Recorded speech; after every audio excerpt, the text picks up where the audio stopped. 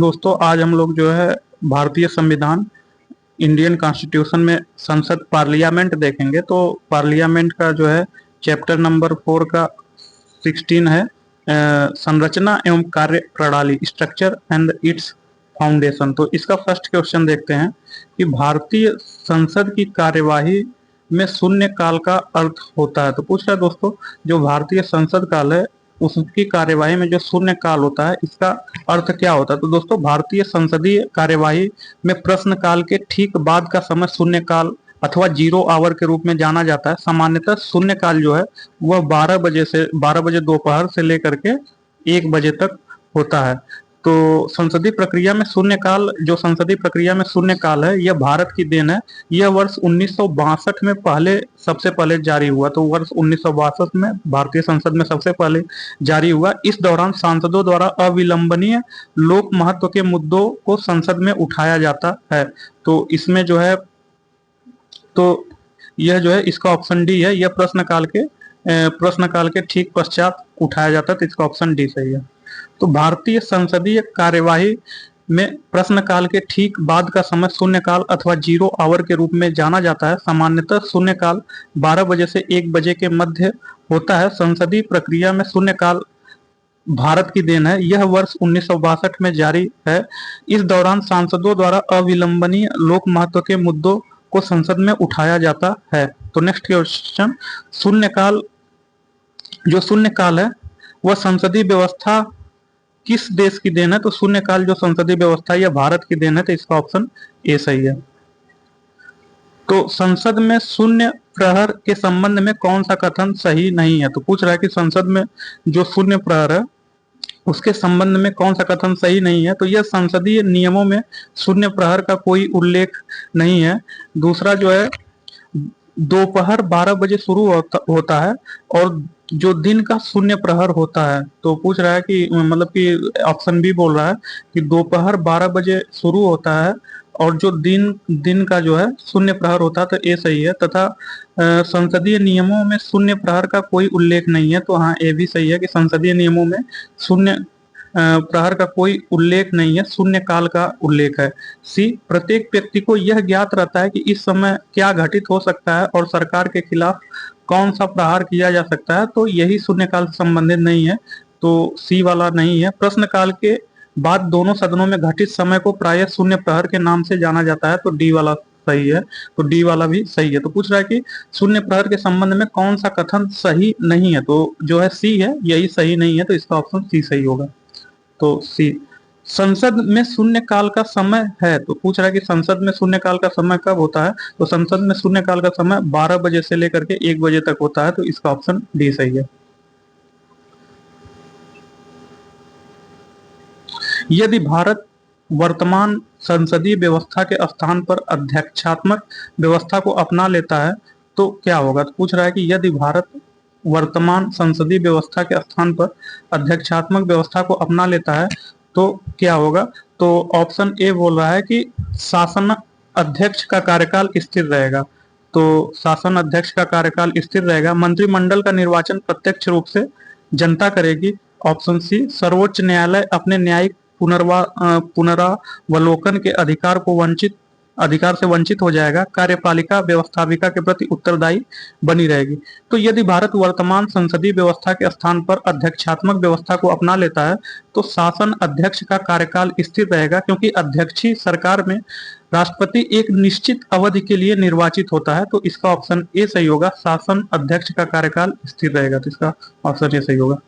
तो यदि भारत वर्तमान संसदीय व्यवस्था के स्थान पर अध्यक्षात्मक व्यवस्था को अपना लेता है तो शासन अध्यक्ष का कार्यकाल स्थिर रहेगा, क्योंकि अध्यक्षीय सरकार में राष्ट्रपति एक निश्चित अवधि के लिए निर्वाचित किया जाता है।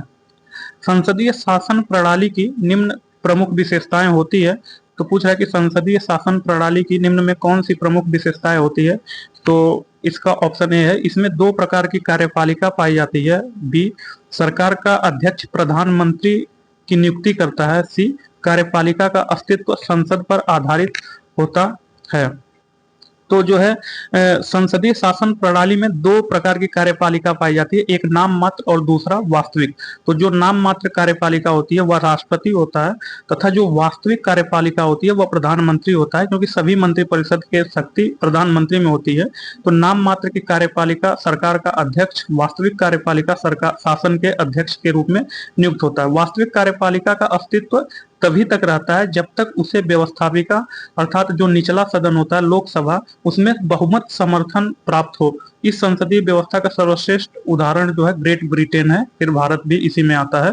तो ऑप्शन ए, इसमें दो प्रकार की कार्यपालिका पाई जाती है। यहाँ संसदीय शासन प्रणाली में दो प्रकार की कार्यपालिका पाई जाती है, एक नाम मात्र की और दूसरा वास्तविक। नाम मात्र की कार्यपालिका प्रधानमंत्री के हाथों में रहती है, वास्तविक कार्यपालिका राष्ट्रपति के नहीं सॉरी नाम मात्र की कार्यपालिका जो है राष्ट्रपति के हाथों में रहती है, तथा वास्तविक कार्यपालिका प्रधानमंत्री के हाथों में रहती है। सरकार का अध्यक्ष प्रधानमंत्री की नियुक्ति करता है, तो हाँ जो सरकार का अध्यक्ष होता है राष्ट्रपति वह प्रधानमंत्री की नियुक्ति करता है। सी, कार्यपालिका का अस्तित्व संसद पर आधारित होता है, तो सी भी सही है। जो कार्यपालिका का अस्तित्व होता है वह संसद अर्थात निचला सदन लोकसभा पर आधारित होता है, अर्थात लोकसभा में जिस सरकार को बहुमत प्राप्त होगा वही सरकार बनाएगा। तो उपयुक्त सभी ऑप्शन सही है, तो उपरोक्त सभी सही है। तो संसदीय शासन प्रणाली में दो प्रकार की कार्यपालिका होती हैं, नाम मात्र की तथा वास्तविक। नाम मात्र की कार्यपालिका सरकार का अध्यक्ष, वास्तविक कार्यपालिका शासन के अध्यक्ष को नियुक्त करती है। वास्तविक कार्यपालिका का अस्तित्व तभी तक रहता है जब तक उसे व्यवस्थापिका निचले सदन में बहुमत का समर्थन प्राप्त हो। इस संसदीय व्यवस्था का सर्वश्रेष्ठ उदाहरण ग्रेट ब्रिटेन है। तो नेक्स्ट क्वेश्चन, संसदीय सरकार में मंत्रिमंडल उत्तरदायी होता है, तो संसदीय सरकार में मंत्रिमंडल विधायिका के प्रति उत्तरदायी होता है, तो इसका ऑप्शन सी सही होगा। तो संसदात्मक शासन व्यवस्था का एक महत्वपूर्ण सिद्धांत लोकसभा के प्रति मंत्रिमंडल का सामूहिक उत्तरदायित्व होता है। प्रशासनिक नीति निश्चित करने का कार्य मंत्रिमंडल द्वारा सामूहिक रूप से किया जाता है। मंत्रिमंडल एक इकाई के रूप में कार्य करता है और सभी मंत्री एक दूसरे के निर्णय और कार्यों के लिए उत्तरदायी होते हैं। यदि संसद का निम्न सदन अर्थात लोकसभा किसी एक मंत्री के विरुद्ध अविश्वास का प्रस्ताव पारित कर दे अथवा उस विभाग से संबंधित विधेयक को रद्द कर दे, तो मंत्रिमंडल को त्यागपत्र देना होता है। तो जो है संसदीय सरकार में मंत्रिमंडल उत्तरदायी होता है विधायिका के प्रति। नेक्स्ट क्वेश्चन, भारत की संसदीय शासन प्रणाली एवं ब्रिटेन की संसदीय शासन प्रणाली में अंतर का निम्न बिंदु में से कौन सा है जो कि भारतीय संसदीय शासन प्रणाली एवं ब्रिटेन की संसदीय शासन प्रणाली में अंतर है? तो सामूहिक उत्तरदायित्व दोनों संसदीय शासन प्रणाली में होता है। न्यायिक समीक्षा, तो जो न्यायिक समीक्षा होता है वह सिर्फ भारत की संसदीय शासन प्रणाली में होता है, ब्रिटेन की शासन संसदीय प्रणाली में नहीं होता है, द्विसदनात्मक दोनों में होता है। और जो है वास्तविक एवं नाम मात्र की कार्यपालिका ये भी दोनों में होती है, तो इसका ऑप्शन बी सही होगा। तो न्यायिक पुनर्विलोकन जुडिशियल रिव्यू के प्रावधान की दृष्टि से भारत एवं ब्रिटेन की संसदीय प्रणाली में भिन्नता है। ब्रिटेन में संसदीय सर्वोच्चता के सिद्धांत को लागू किया गया है। भारत में अपनाई गई संसदीय शासन प्रणाली ब्रिटिश संसदीय प्रणाली की देन है। ब्रिटेन की केंद्रीय मंत्रिपरिषद तथा सम्राट महारानी की भांति भारत में भी केंद्रीय मंत्रिपरिषद तथा राष्ट्रपति क्रमशः वास्तविक तथा नाम मात्र संवैधानिक की कार्यपालिका है। ब्रिटिश मंत्रिपरिषद के निर्वाचित सदन हाउस ऑफ कॉमन्स के प्रति सामूहिक रूप से उत्तरदायित्व होने की ही तरह भारत में भी मंत्रिपरिषद निर्वाचित सदन लोकसभा के प्रति सामूहिक रूप से उत्तरदायी है। ब्रिटेन की ही तरह भारत में भी द्विसदनीय विधायिका होती है। तो निम्नलिखित में कौन सा संसदीय शासन प्रणाली का अविच्छिन्न तत्व है? तो पूछा है कि निम्नलिखित में कौन है जो संसदीय शासन प्रणाली का अविच्छिन्न तत्व है। अविच्छिन्न तत्व है तो संसदीय शासन प्रणाली में कार्यपालिका और विधायिका का संयोजन अर्थात समन्वयन, यही जो है संसदीय शासन प्रणाली का महत्वपूर्ण तत्व है। तो यही है कार्यपालिका और विधायिका का संयोजन, तो इसका ऑप्शन बी सही होगा। तो संसदीय शासन प्रणाली में कार्यपालिका और विधायिका का संयोजन अर्थात समन्वय होता है, जबकि अध्यक्षात्मक शासन प्रणाली में कार्यपालिका और विधायिका एक दूसरे से अलग अर्थात पृथक होते हैं। तो संसदीय शासन प्रणाली का जन्मदाता किसे माना जाता है? तो संसदीय शासन प्रणाली का जन्मदाता ग्रेट ब्रिटेन को माना जाता है। तो संसदीय शासन प्रणाली का जन्मदाता ग्रेट ब्रिटेन को माना जाता है, जबकि अध्यक्षात्मक जो शासन प्रणाली है उसका जन्मदाता संयुक्त राज्य अमेरिका यूएसए को माना जाता है। संसदीय शासन का मूल सिद्धांत है, तो पूछ रहा है कि संसदीय शासन का मूल सिद्धांत क्या है, तो व्यवस्थापिका तथा कार्यपालिका के मध्य एकीकरण होता है। तो जो संसदीय शासन का मूल सिद्धांत है वह व्यवस्थापिका एवं कार्यपालिका एक ही होता है। जैसे जो है अगर कोई सांसद हुआ, वह जो है संसद में जो है रूल बनाता है, तथा अगर वह वही सांसद मंत्री हो गया तो वह जो है कार्यपालिका का भी अंग होता है। तो यही है, व्यवस्थापिका तथा कार्यपालिका के मध्य एकीकरण होता है। तो इसका ऑप्शन ए सही है। संसदीय शासन वह व्यवस्था है जिसके अंतर्गत व्यवस्थापिका और कार्यपालिका परस्पर संबंधित होती है और कार्यपालिका व्यवस्थापिका के प्रति उत्तरदायी होती है। गार्नर के अनुसार संसदात्मक शासन वह शासन प्रणाली है जिसमें वास्तविक कार्यपालिका अर्थात मंत्रिमंडल व्यवस्थापिका अथवा उसके लोकप्रिय सदन के प्रति उत्तरदायी होती है और राज्य का प्रधान नाम मात्र का तथा अनुत्तरदायी होता है। तो नेक्स्ट क्वेश्चन, भारतीय संविधान का कौन सा अनुच्छेद संसद को अंतर्राष्ट्रीय समझौतों को लागू करने के लिए विधि निर्माण की शक्ति प्रदान करता है? तो पूछ रहा है कि भारतीय संविधान का ऐसा कौन सा अनुच्छेद है जो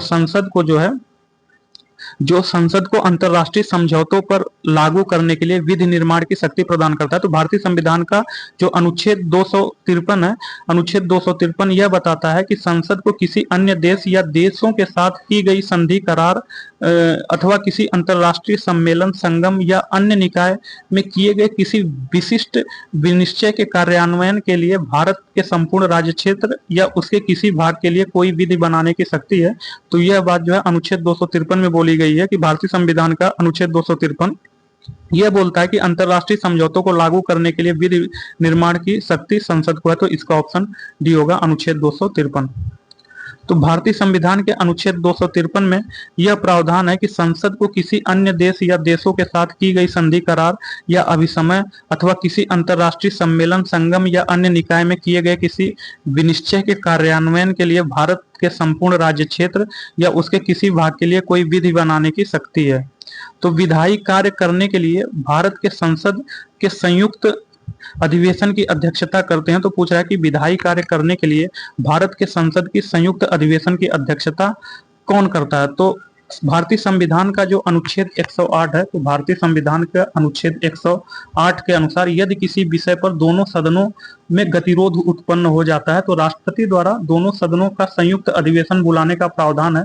संविधान का अनुच्छेद 118, तो संविधान का अनुच्छेद जो 118 है उसके अनुसार संयुक्त अधिवेशन की अध्यक्षता लोकसभा अध्यक्ष द्वारा की जाती है। यदि लोकसभा अध्यक्ष यदि अनुपस्थित रहता है तो ऐसा व्यक्ति जो पीठासीन होगा, अनुच्छेद 118 के सबसेक्शन 13 में बताया गया है कि अधीन बनाई गई प्रक्रिया के नियमों के अनुसार अवधारित किया जाएगा।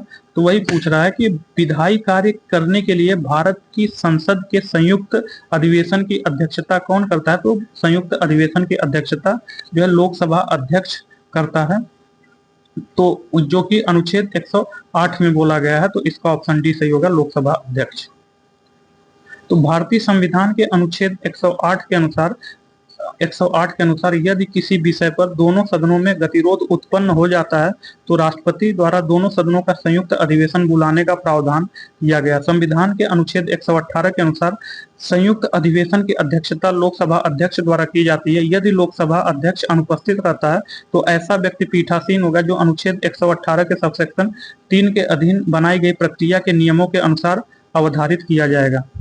तो नेक्स्ट क्वेश्चन, लोकसभा व राज्यसभा के सदस्यों की अधिकतम संख्या क्रमशः है। तो पूछ रहा है कि जो लोकसभा है और राज्यसभा है उसके सदस्यों की अधिकतम संख्या कितनी है? तो लोकसभा और राज्यसभा, तो राज्यसभा के सदस्यों की अधिकतम संख्या 250 हो सकती है।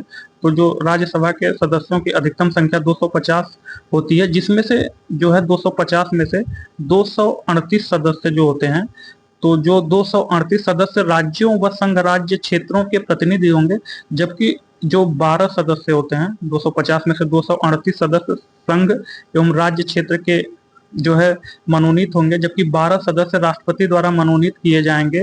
राज्यसभा की संरचना जो है, राज्यसभा की संरचना अनुच्छेद 80 में बोला गया है, जबकि लोकसभा के सदस्यों की संख्या जो है 552 होती है। तो जो लोकसभा के सदस्य हैं उनकी संख्या 552 होती है, परंतु वर्तमान में लोकसभा के सदस्यों की संख्या 542 है। तो 250 एवं 500, 250 एवं 552, तो जो है इसका ऑप्शन डी होगा। वो वर्तमान में लोकसभा के सदस्यों की संख्या 545 है, तो इसका ऑप्शन जो है डी होगा। तो 250 एवं 545, इसका ऑप्शन डी होगा। राज्यसभा के सदस्यों की अधिकतम संख्या 250 हो सकती है। 238 सदस्य राज्यों व संघ राज्य क्षेत्रों के प्रतिनिधि होंगे, जबकि 12 सदस्य राष्ट्रपति द्वारा मनोनीत किए जाएंगे। राज्यसभा की संरचना अनुच्छेद 80 में है, जबकि लोकसभा सदस्यों की अधिकतम संख्या 552 हो सकता है, परंतु वर्तमान में लोकसभा सदस्यों की संख्या 542 है। तो नेक्स्ट क्वेश्चन, सदन के एक सदस्य से स्पीकर बोलने को मना करते हुए दूसरे सदस्य को बोलने को कह सकता है, इसे कहा जाता है, तो इसे जो है यील्डिंग द फ्लोर कहा जाता है। तो इसे जो है यील्डिंग द फ्लोर कहा जाता है। तो सदन के एक सदस्य से स्पीकर बोलने को मना करते हुए दूसरे सदस्य को बोलने को कह सकता है, जिसे संसदीय कार्यवाही की प्रक्रिया में यील्डिंग द फ्लोर कहा जाता है। तो इसका ऑप्शन डी सही होगा, यील्डिंग द फ्लोर। तो सदन के एक सदस्य से स्पीकर बोलने को मना करते हुए दूसरे सदस्य को बोलने को कह सकता है, जिसे संसदीय कार्यवाही की प्रक्रिया में यील्डिंग द फ्लोर कहा जाता है। यदि उपाध्यक्ष लोकसभा की अध्यक्षता कर रहे हो तो उन्हें एक अधिकार प्राप्त है कि वह, ऑप्शन ए, लोकसभा के विचार विमर्श में भाग ले सकते हैं। ऑप्शन बी, सदस्य के रूप में सदन के समक्ष किसी प्रस्ताव पर मतदान कर सकते हैं। ऑप्शन सी, मत बराबरी की अवस्था में मतदान कर सकते हैं। ऑप्शन डी, अध्यक्ष की अनुपस्थिति में संसद की संयुक्त बैठक की अध्यक्षता करने का अधिकार नहीं रखते हैं। तो पूछ रहा है कि यदि उपाध्यक्ष लोकसभा की अध्यक्षता कर रहे हो तो उन्हें एक अधिकार प्राप्त है कि वह, तो यदि कोई लोकसभा उपाध्यक्ष है वह लोकसभा की अध्यक्षता कर रहा है तो उनमें से निम्न ऑप्शन में से कौन सा अधिकार प्राप्त होता है। तो अध्यक्ष की तरह उपाध्यक्ष भी जब पीठासीन होता है तो वह पहली बार मत नहीं दे सकता है, केवल मत बराबर होने की दशा में ही मत अपना मतदान कर सकता है। जब उपाध्यक्ष पीठासीन होता है तो वह लोकसभा के विचार विमर्श में भाग नहीं ले सकता है, बल्कि वह अध्यक्ष की ही तरह कार्य करता है। जब उपाध्यक्ष को हटाने का संकल्प विचाराधीन होता है तो वह पीठासीन नहीं होगा, सिर्फ उसे सदन में उपस्थित रहने का अधिकार है। तो इसका ऑप्शन सी सही होगा कि यदि उपाध्यक्ष लोकसभा की अध्यक्षता कर रहे हो तो उन्हें एक अधिकार प्राप्त होता है कि वह मत बराबरी की अवस्था में जो है मतदान कर सकते हैं। तो इसका ऑप्शन सी सही होगा। तो अध्यक्ष की तरह उपाध्यक्ष भी पीठासीन होता है, वह पहली बार मत नहीं दे सकता है, केवल मत बराबर होने की दशा में मत करता है। जब उपाध्यक्ष पीठासीन होता है तो वह लोकसभा के विचार विमर्श में भाग नहीं ले सकता, बल्कि वह अध्यक्ष की ही तरह कार्य करता है। जब उपाध्यक्ष को हटाने का संकल्प विचाराधीन होता है तो वह पीठासीन नहीं होगा, सिर्फ उसे सदन में उपस्थित रहने का अधिकार है। तो नेक्स्ट क्वेश्चन, भारतीय संसद में निम्नलिखित में से कौन से शामिल है। तो पूछ रहा है कि जो भारतीय संसद है निम्नलिखित में कौन सा शामिल है। तो जो भारतीय संसद है, भारतीय संसद में संविधान के अनुच्छेद 79, तो एक शब्द होता है दोस्तों सरल, तो इसमें जो है अनुच्छेद 79 में जो है संसद के बारे में बताया गया है, तथा अनुच्छेद 80 में जो है राज्यसभा के बारे में बताया गया है, अनुच्छेद 81 में जो है लोकसभा के बारे में बताया गया है। तो इस ट्रिक से हम लोग याद कर सकते हैं। तो भारतीय संसद में बोल रहा है कि निम्नलिखित में से क्या शामिल है। तो जो भारतीय संसद है उसमें जो है प्रधानमंत्री, लोकसभा,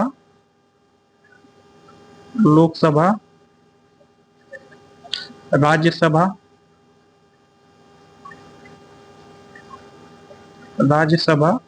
और राष्ट्रपति। तो लोकसभा, राज्यसभा एवं राष्ट्रपति भारतीय संसद में शामिल है। तो यदि भारतीय संसद में लोकसभा, राज्यसभा एवं राष्ट्रपति जोड़ दिया जाए तो वही जो है भारतीय संसद का निर्माण होता है। तो संविधान के अनुच्छेद 79 में संसद के गठन का प्रावधान किया गया है। इस अनुच्छेद में कहा गया है कि संघ के लिए एक संसद होगी जो राष्ट्रपति और 2 सदनों, राज्यसभा और लोकसभा से मिलकर बनेगी।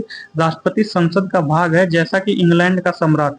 तो इसका जो है पूछ रहा, भारतीय संसद में निम्नलिखित में कौन शामिल है। तो भारतीय संसद में जो है लोकसभा, राज्यसभा, प्रधानमंत्री नहीं, लोकसभा तथा राज्यसभा, तथा जो है ये भी नहीं, लोकसभा अध्यक्ष ये भी नहीं, राष्ट्रपति एवं दोनों सदन, तो दोनों सदन का मतलब है लोकसभा एवं राज्यसभा, तो इसका ऑप्शन डी सही होगा। तो संविधान के अनुच्छेद 79 में संसद के गठन का प्रावधान किया गया है। इस अनुच्छेद में कहा गया है कि संघ के लिए एक संसद होगी जो राष्ट्रपति और दो सदनों राज्यसभा लोकसभा से मिलकर बनेगी। राष्ट्रपति संसद का भाग है, जैसे कि इंग्लैंड का सम्राट। राष्ट्रपति संसद के किसी सदन का सदस्य नहीं होता, वह आरंभिक अभिभाषण देने के प्रयोजन के लिए ही बैठता है, अन्यथा नहीं। वह संसद के सत्र को आहूत करता है, उसका सत्रावसान कर सकता है और लोकसभा का विघटन कर सकता है। वह संसद के दोनों सदनों द्वारा पारित सभी विधेयकों पर अनुमति देता है। भारत की संसद में होते हैं, तो पूछ रहा है कि भारत के संसद में क्या होता है, तो भारत के संसद में दोस्तों राष्ट्रपति, लोकसभा एवं राज्यसभा होता है। तो इसमें पूछ रहा है कि भारत के संसद में होते हैं तो राष्ट्रपति होते हैं, राज्यसभा होते हैं, लोकसभा होते हैं, तो 1 2 3 तीनों ऑप्शन सही है। तो इसका ऑप्शन ए होगा, भारत के संसद में ऑप्शन ए 1 2 3, मतलब राष्ट्रपति, राज्यसभा, लोकसभा।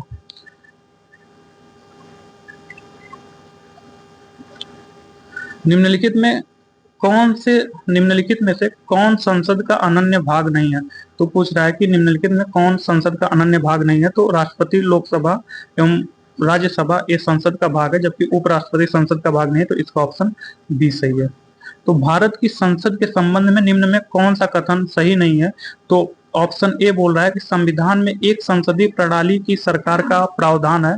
ऑप्शन बी, संसद का सर्व प्रमुख कार्य है मंत्रिमंडल का प्रावधान करना।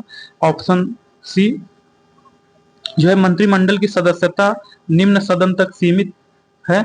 ऑप्शन डी, मंत्रिमंडल को लोकप्रिय सदन में बहुमत का विश्वास प्राप्त रहना चाहिए। तो दोस्तों भारत की संसद में जो है जो है मंत्रिमंडल की सदस्यता निम्न सदन तक सीमित रहती है, यह गलत है। भारत, क्योंकि मंत्रिमंडल का सदस्य लोकसभा और राज्यसभा दोनों में से किसी एक का भी सदस्य हो सकता है, और दोनों सदनों का सदस्य न होने पर भी कोई व्यक्ति मंत्रिमंडल का सदस्य हो सकता है, बशर्ते उसे मंत्री पद धारण करने के पश्चात 6 माह के भीतर दोनों सदनों में किसी एक का सदस्य बनना होगा, अन्यथा उसका मंत्री पद अवैध हो जाएगा या हट जाएगा। तो इसका ऑप्शन यही सी सही नहीं है और बाकी सही है। मंत्रिमंडल की सदस्यता निम्न सदन तक सीमित होता है, जो कि गलत है।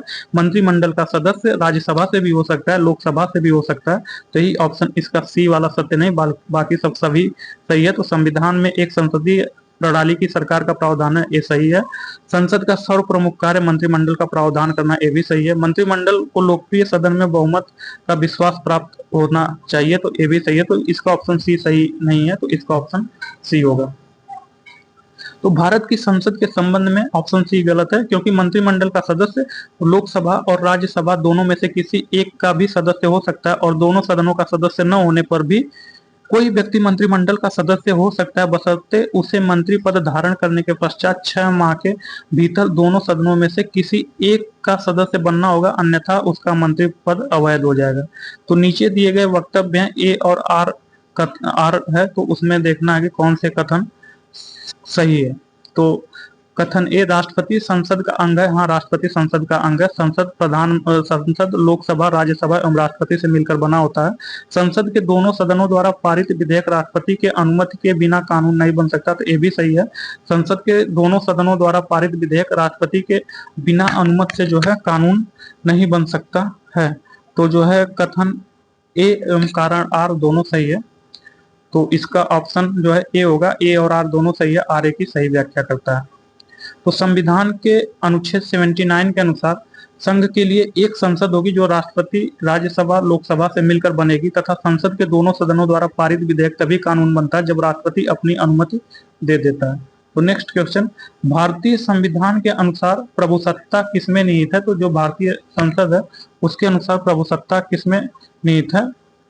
तो भारतीय संविधान के अनुसार प्रभुसत्ता जो है राष्ट्रपति सहित संसद में निहित है। तो जो राष्ट्रपति एवं जो संसद होता है, लोकसभा एवं राज्यसभा, उसी में निहित है, तो इसका ऑप्शन ए सही है।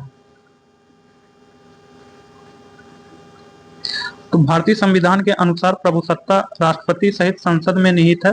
अंतिम प्रभुसत्ता भारतीय जनता में निहित की गई है। भारतीय संविधान लोकप्रिय प्रभुता पर आधारित संविधान है, अर्थात यह जनता का अपना संविधान है। भारतीय संविधान की प्रस्तावना में उल्लेख किया गया है कि भारत एक संपूर्ण प्रभुत्व संपन्न समाजवादी पंथनिरपेक्ष लोकतंत्रात्मक गणराज्य है।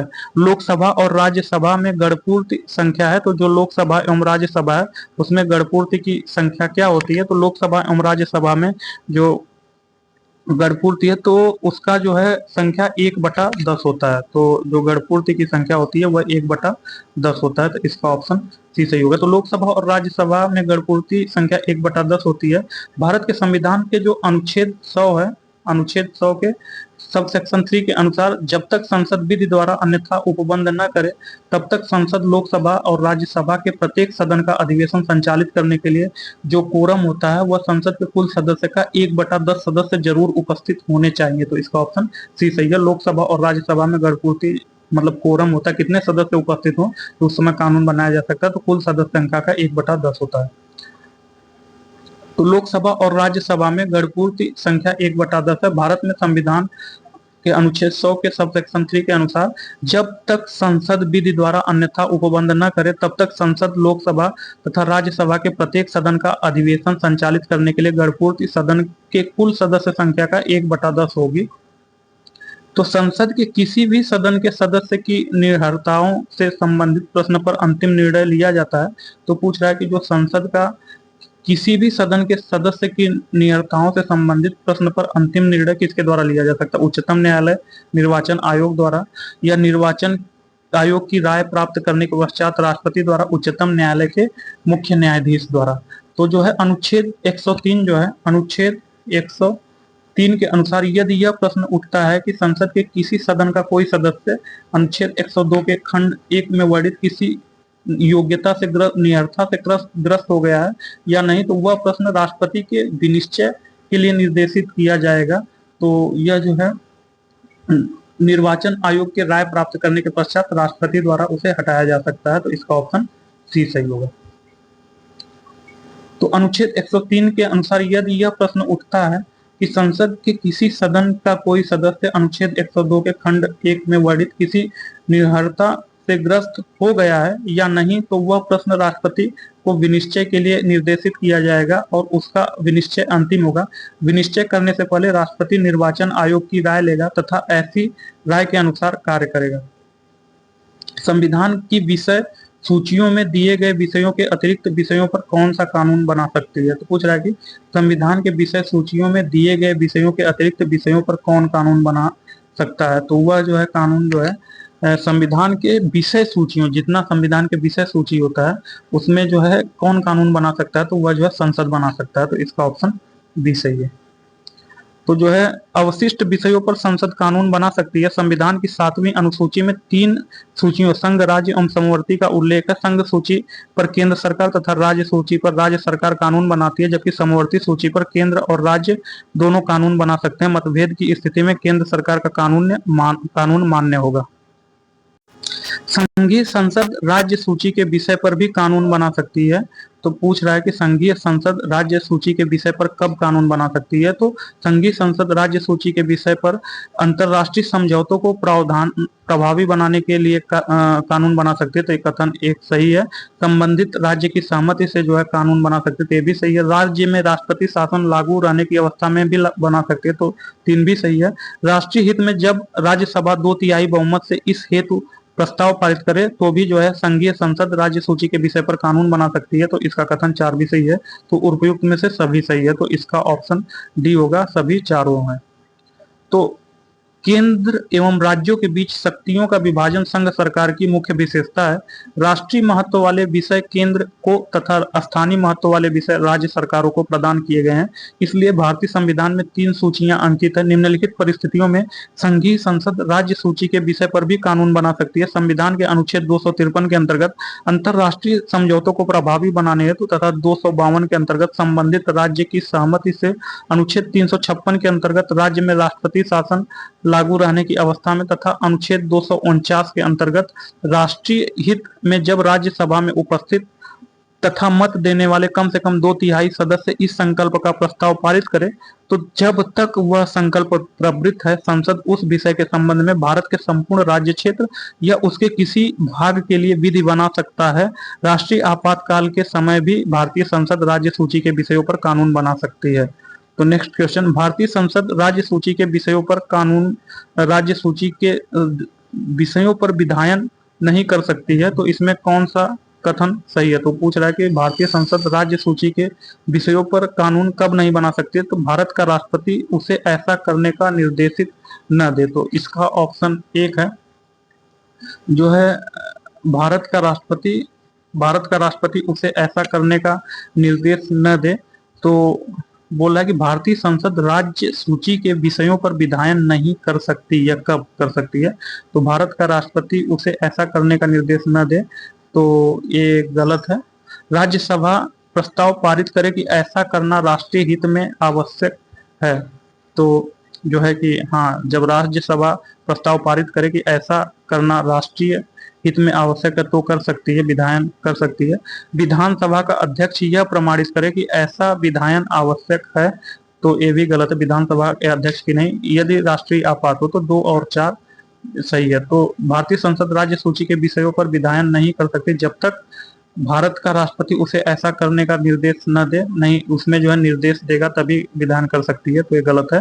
विधानसभा का अध्यक्ष नहीं होता है, यह जो है राष्ट्रपति होता है, तो इसका कथन 2 एवं 4 दोनों सही है, तो ऑप्शन डी होगा 2 और 4। निम्नलिखित में कौन सा कथन राज्य सूची के विषय के संबंध में विधि बनाने के संसद की शक्ति के बारे में सही नहीं है? तो पूछ रहा है कि निम्नलिखित में कौन सा कथन राज्य सूची के विषय में विधि बनाने की संसद की शक्ति के बारे में सही नहीं है? तो जो है राज्यसभा को घोषित करना होगा कि ऐसा करना राष्ट्रीय हित में है, तो यह सही है। संसद राज्य सूची के विषय में कानून बना सकती है जब राज्यसभा ऐसा घोषित कर दे कि ऐसा करना राष्ट्रीय हित में है। राज्यसभा को उपस्थित और मत देने वाले सदस्यों में से कम 2/3 जो सदस्य होते हैं वह ऐसा बोले, तब भी जो है राज्य सूची पर संसद कानून बना सकती है। और जो है सी जो बोल रहा है कि ऐसी विधि संपूर्ण भारत या उसके किसी भाग के लिए बनाई जा सकती है, तो ये भी सही है।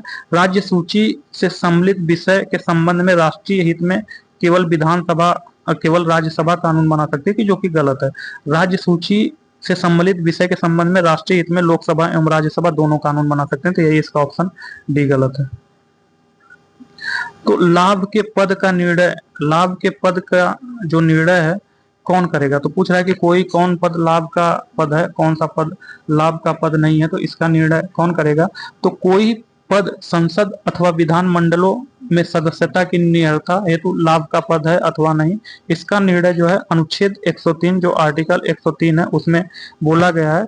तो अनुच्छेद 103 के अंतर्गत केंद्र में राष्ट्रपति तथा अनुच्छेद 192 के तहत आर्टिकल 192 के तहत राज्य में जो है राज्यपाल करेंगे। तो अनुच्छेद 103 के तहत केंद्र में राष्ट्रपति ये निर्धारण करेंगे कि कौन सा पद लाभ का पद है, तथा अनुच्छेद 192 में राज्य में राज्यपाल बोलेंगे कौन सा पद लाभ का पद है, कौन सा पद लाभ का पद नहीं है। तो राष्ट्रपति या राज्यपाल ऐसे किसी प्रश्न पर विनिश्चय करने से पहले निर्वाचन आयोग की राय लेगा और ऐसी राय के अनुसार ही कार्य करेगा। तो राष्ट्रपति के पद का निर्णय कौन करेगा? तो राष्ट्रपति के पद का निर्णय जो है राष्ट्रपति एवं राज्यपाल। तो लाभ के पद का निर्णय कौन करेगा? तो लाभ के पद का निर्णय जो है केंद्र में अनुच्छेद 103 के तहत राष्ट्रपति तथा राज्य में अनुच्छेद 192 के तहत राज्यपाल करेगा, तो इसका ऑप्शन ए सही है।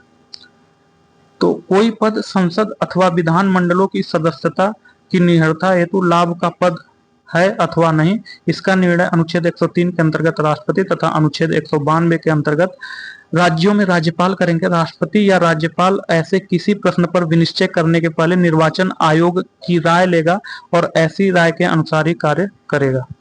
तो एक वर्ष में कम से कम कितनी बार संसद की बैठक होना आवश्यक है? तो एक वर्ष में पूछ रहा है कि कम से कम कितनी बार संसद में बैठक होना आवश्यक है?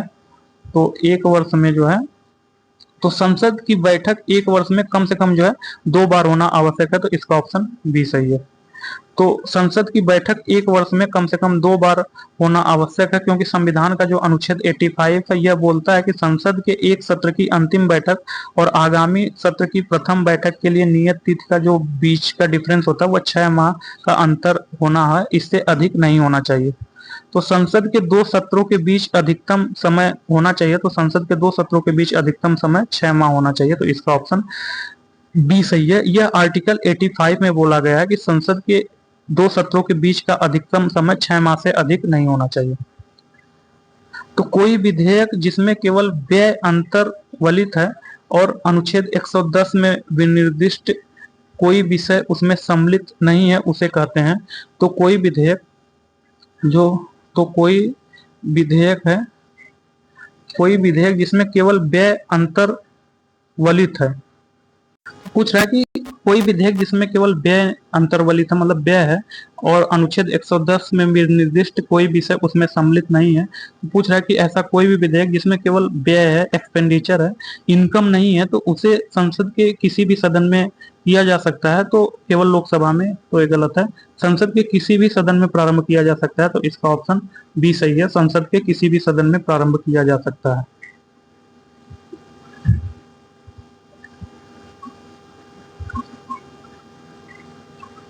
जब कोई विधेयक संसद के दोनों सदनों द्वारा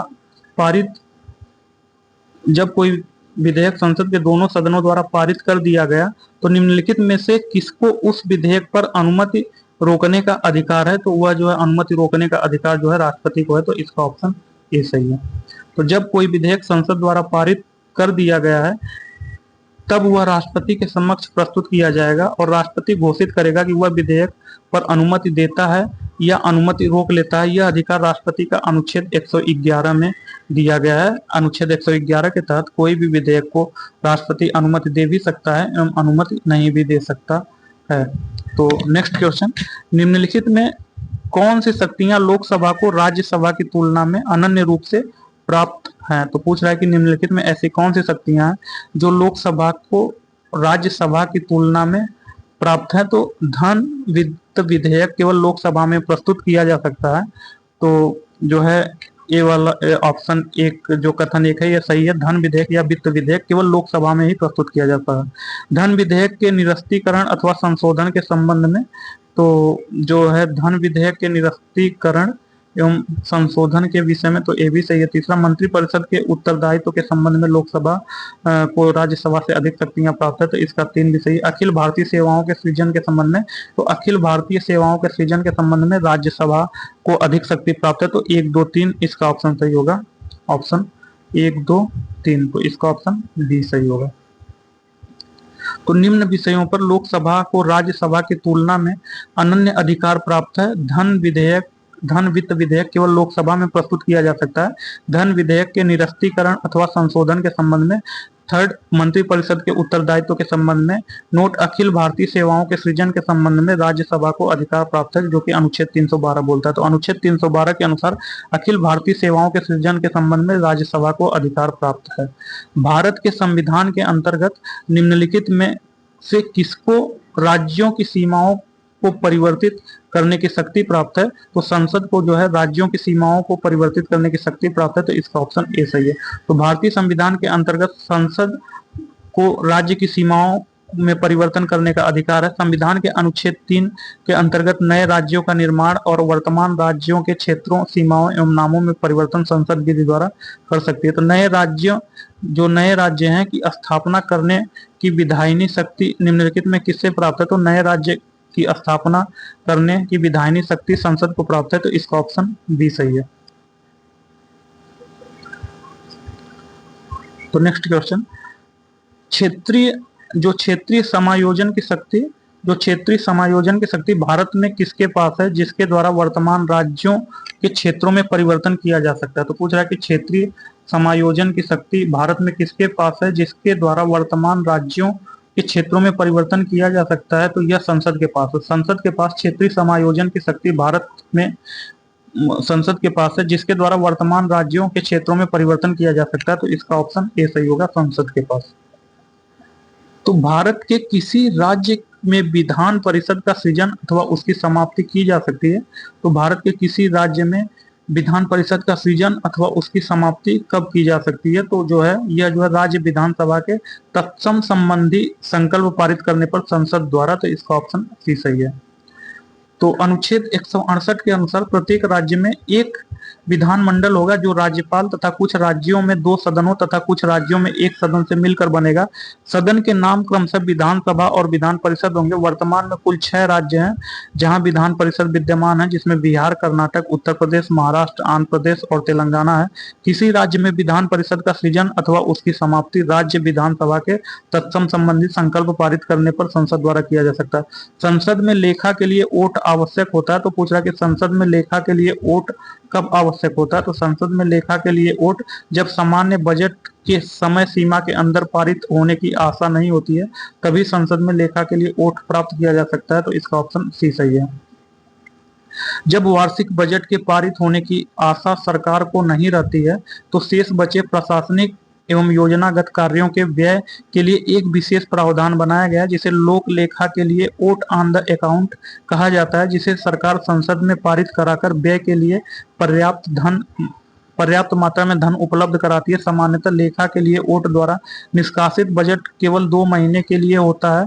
यदि देश में चुनावी वर्ष हो अथवा विनियोग विधेयक पर लंबी बहस चल रही हो, तो लेखा के लिए वोट को 2 महीने के लिए और बढ़ाया जा सकता है। वित्त विधेयक के संबंध में कौन सा कथन असत्य है? तो पूछ रहा है कि वित्त विधेयक के संबंध में कौन सा कथन असत्य है? तो यह सिर्फ लोकसभा में पेश किया जा सकता है। तो पूछ रहा है कि जो वित्त विधेयक है, क्या यह केवल लोकसभा में पेश किया जा सकता है? तो हाँ, वित्त विधेयक केवल लोकसभा में पेश किया जा सकता है। तो इसका ऑप्शन ए सही है। राष्ट्रपति के पूर्व अनुमति से ही पेश किया जा सकता है। तो हाँ, वित्त विधेयक राष्ट्रपति के पूर्व अनुमति से पेश किया जा सकता है। ऑप्शन सी, राज्यसभा अस्वीकार करने का अधिकार नहीं रखती है। तो जो है वित्त विधेयक राज्यसभा अस्वीकार, तो राज्यसभा वित्त विधेयक को अस्वीकार कर सकती है। वित्त विधेयक भी धन विधेयक की ही बात है। राष्ट्रपति की सिफारिश पर ही लोकसभा में पेश किया जा सकता है। इसे दोनों सदनों में पारित होना चाहिए। राज्यसभा इसमें संशोधन कर सकती है या उसे अस्वीकृत कर सकती है। यदि दोनों सदनों में वित्त विधेयक पर अंतिम रूप से असहमति हो, तो अनुच्छेद 108 के तहत संयुक्त बैठकों से संबंधित उपबंध लागू होते हैं। राष्ट्रपति वित्त विधेयक को पुनर्विचार के लिए सदन को लौटा सकता है। तो जो राज्यसभा है अस्वीकार करने का अधिकार नहीं रखती है, तो ये गलत है। राज्यसभा जो है वित्त विधेयक को अस्वीकार कर सकती है। तो इसका ऑप्शन सी गलत है। तो राज्यसभा वित्त विधेयक को अस्वीकार कर सकती है। वित्त विधेयक भी धन विधेयक की ही भांति होता है। राष्ट्रपति की सिफारिश पर ही लोकसभा में ही पेश किया जाता है। इसे दोनों सदनों में पारित होना चाहिए। राज्यसभा इसमें संशोधन कर सकती है अथवा अस्वीकृत कर सकती है। यदि दोनों सदनों में वित्त विधेयक पर अंतिम रूप से असहमति हो जाती है, तो अनुच्छेद 108 के तहत संयुक्त बैठकों से संबंधित उपबंध लागू होते हैं। राष्ट्रपति वित्त विधेयक को पुनर्विचार के लिए संसद में लौटा सकता है। भारतीय संसद के कार्य के संबंध में निम्नलिखित में कौन सा कथन सही नहीं है? तो पूछ रहा है कि भारतीय संसद के कार्य के संबंध में निम्न में कौन सा कथन सही नहीं है? तो भारतीय संसद के कार्य के संबंध में जो है उच्चतम न्यायालय, तो कथन ए बोल रहा है कि यह देश की सर्वोच्च कानून बनाने वाली संस्था है। तो हाँ, भारतीय संसद देश की सर्वोच्च कानून बनाने वाली संस्था है। तो ऑप्शन ए सही है। यह समवर्ती और संघीय सूची में उल्लिखित विषयों के संबंध में कानून बना सकती है। तो हाँ, भारतीय संसद समवर्ती एवं संघीय सूची में उल्लिखित विषयों पर कानून बना सकती है। सी, यह उच्चतम न्यायालय एवं उच्च न्यायालयों के न्यायाधीशों के पद से हटा सकती है। तो सी जो है बोल रहा है कि यह उच्चतम न्यायालय और न्यायालयों के न्यायाधीशों को पद से हटा सकती है। तो उच्चतम न्यायालय या उच्च न्यायालय के न्यायाधीशों को हटाने के लिए महाभियोग की प्रक्रिया निर्धारित की गई है। इस प्रक्रिया द्वारा राष्ट्रपति के हस्ताक्षर द्वारा उन्हें पदमुक्त किया जा सकता है। भारतीय संसद देश की सर्वोच्च कानून निर्माण करने वाली संस्था है। इसमें समवर्ती सूची या संघ सूची के विषय पर कानून बनाने की शक्ति प्राप्त है। संविधान में संशोधन की शक्ति भी भारतीय संसद को प्राप्त है। तो इसका ऑप्शन सी यही गलत है। इसको जो है उच्चतम न्यायालय या उच्च न्यायालय के न्यायाधीशों को पद से हटा सकती है। तो भारतीय संसद के कार्य के संबंध में यह भारतीय संसद उच्च न्यायालय एवं उच्चतम न्यायालय को कार्यपद से हटा सकती है जब 2/3 बहुमत से जो है इम्पीचमेंट लाए, तभी हटा सकते हैं। तो इसका ऑप्शन सी सही है। डी, इसके पास विशिष्ट प्रक्रिया द्वारा संविधान में संशोधन की शक्ति है, तो ये सही है, सी वाला सही नहीं है। उच्चतम न्यायालय तथा उच्च न्यायालयों के न्यायाधीशों को हटाने के लिए महाभियोग की प्रक्रिया निर्धारित की गई। इस प्रक्रिया द्वारा राष्ट्रपति के हस्ताक्षर द्वारा उन्हें पदमुक्त किया जाता है। भारतीय संसद देश की सर्वोच्च कानून निर्माण करने वाली संस्था है। इसे समवर्ती सूची तथा संघ सूची के विषयों पर कानून बनाने की शक्ति प्राप्त है। संविधान में संशोधन की शक्ति भी भारतीय संसद की प्राप्त है। भारतीय संघ में विधायी शक्तियां निहित है, तो पूछ रहा है कि भारतीय संघ में विधायी शक्तियां किसमें निहित है, तो भारतीय संघ में विधायी शक्तियां संसद में निहित होती है, तो इसका ऑप्शन ए सही है। भारतीय संघ में विधायी शक्तियां संसद में निहित होती हैं। इसका उपबंध संविधान के भाग 5 अध्याय 2 में अनुच्छेद 79 से 122 के अंतर्गत किया गया। संविधान का अनुच्छेद 79 में वर्णित है कि संघ के लिए एक संसद होगी जो राष्ट्रपति अथवा 2 सदनों से मिलकर बनेगी, जिसके नाम क्रमशः राज्यसभा एवं लोकसभा होंगे। निम्नलिखित में कौन सा एक वह सही अनुक्रम है जिससे होकर संसद में कोई साधारण विधेयक पारित होता है, तो पूछ रहा है कि निम्नलिखित में कौन सा एक सही अनुक्रम है जिससे होकर संसद में कोई साधारण विधेयक पारित होता है, तो यह जो है सैद्धांतिक चर्चा, प्रमाणीकरण, पुनः स्थापना तो प्रस्ताव, खंडशः विचार, सहमति, तो इसका ऑप्शन सी सही होगा।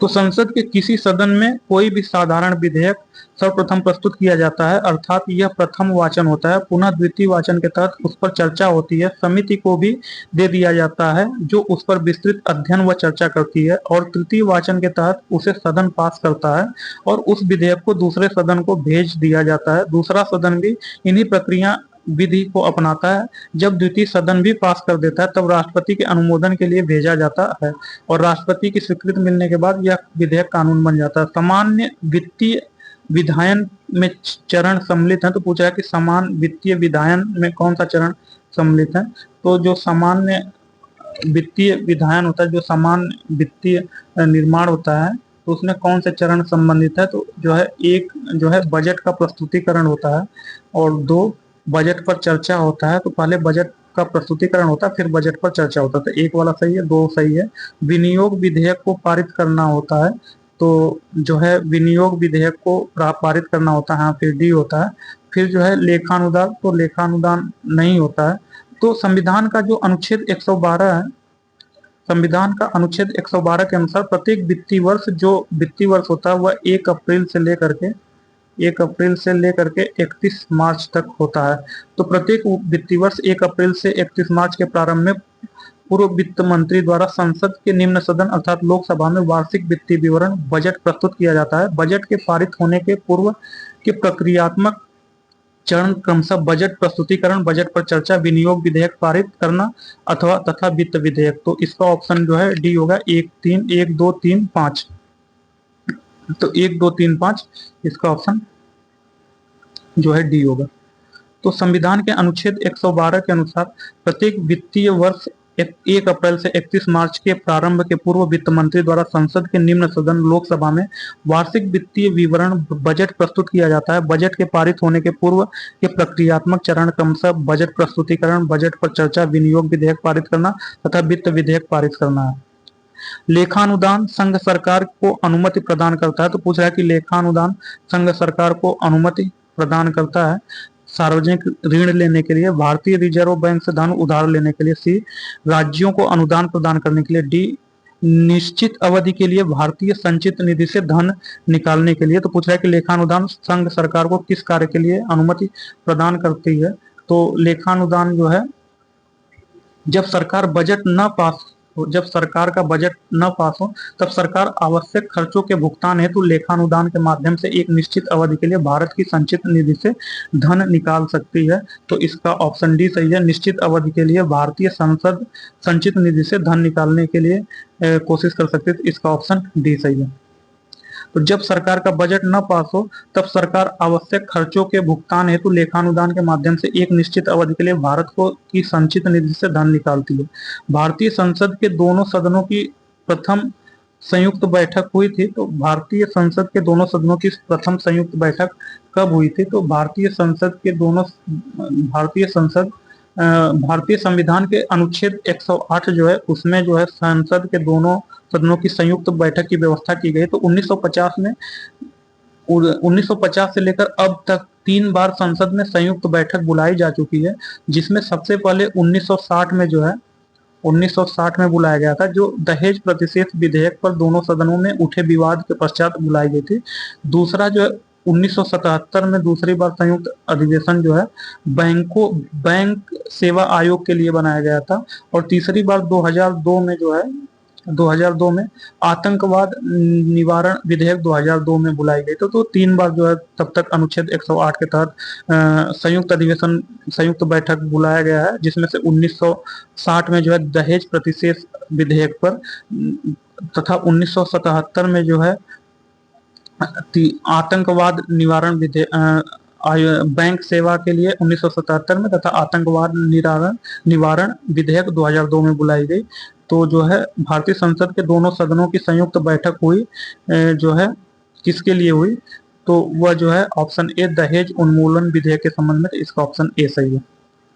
तो संविधान के अनुच्छेद 108 में संसद की संयुक्त बैठक का प्रावधान है। 1950 से लेकर अब तक 3 बार संसद की संयुक्त बैठक बुलाई जा चुकी है, जिसमें वर्ष 1960 में दहेज प्रतिषेध विधेयक पर दोनों सदनों में उठे विवाद के पश्चात बुलाई गई थी। दूसरा बैंक सेवा आयोग अधिनियम विधेयक 1977, तथा तीसरा आतंकवाद निवारक विधेयक 2002 में बुलाई गई।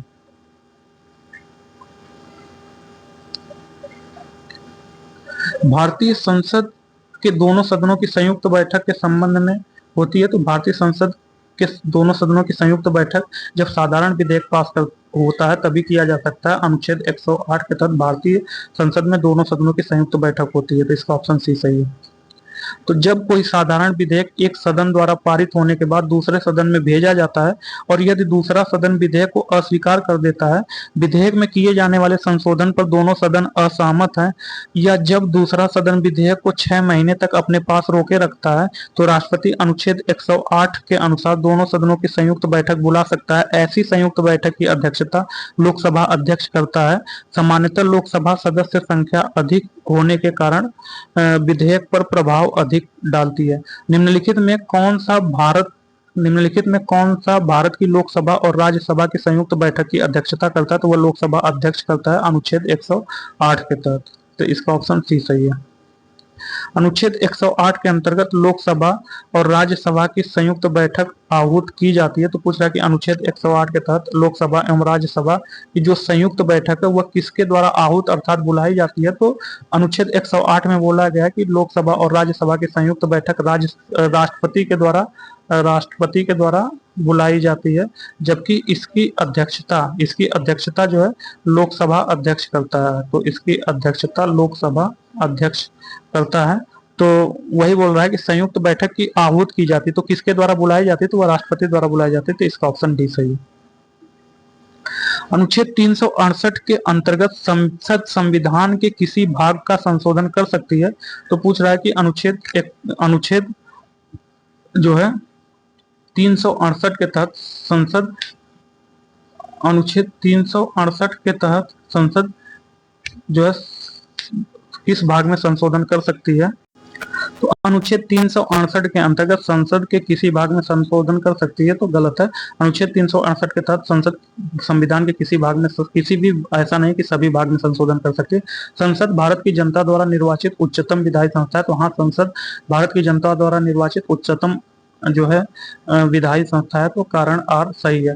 तो केशवानंद भारती बनाम, तो दोस्तों केशवानंद भारती मामले में संसद संविधान के उन भागों का संशोधन नहीं कर सकती जो संविधान के मूल ढांचे को प्रभावित करे, तो उक्त निर्णय के अनुसार संसद अनुच्छेद 368 के अनुसार सभी भागों में संशोधन नहीं कर सकते, तो एक गलत है। तथा संसद भारत की जनता द्वारा निर्वाचित उच्चतम विधायी संस्था, तो कारण आर सही है, तो एक गलत एवं कारण आर, इसका ऑप्शन जो है डी सही है, एक गलत एवं कारण आर सही है।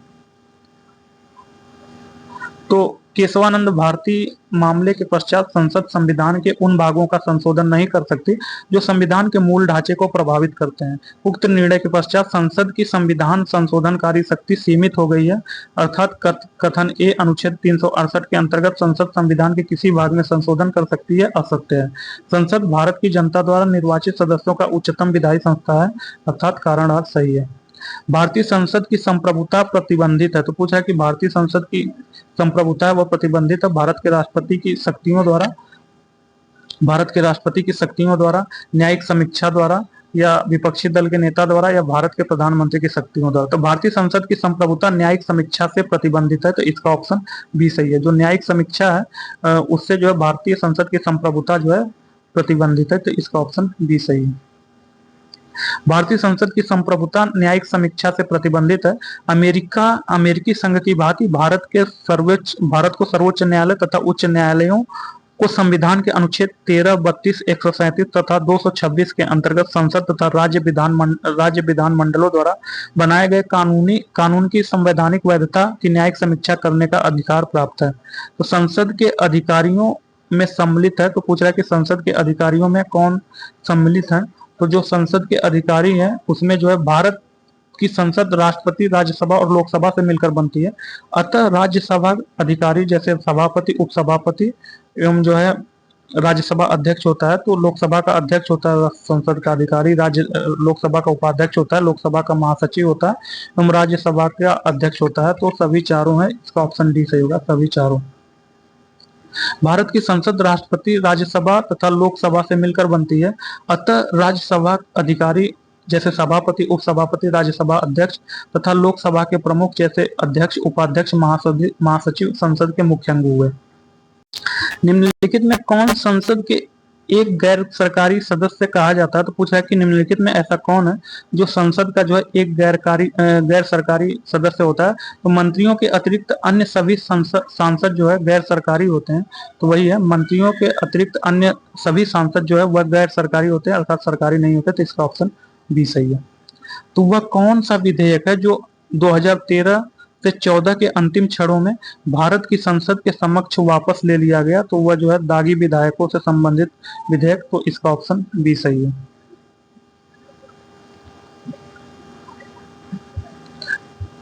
तो दागी विधायकों से संबंधित विधेयक वर्ष 2013 से 14 में अंतिम क्षणों में भारत की संसद के समक्ष वापस ले लिया गया था।